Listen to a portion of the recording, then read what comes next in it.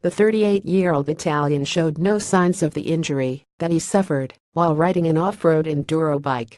Viñales finished quickest in the final free practice session and carried that form through to qualifying, sealing pole position ahead of fellow Spaniard Lorenzo of Ducati with teammate Rossi also on the front row for Sunday's race. Honda's British rider Cal Crutchlow starts fourth, while championship leader Marc Marquez is fifth after falling 2 minutes from the end.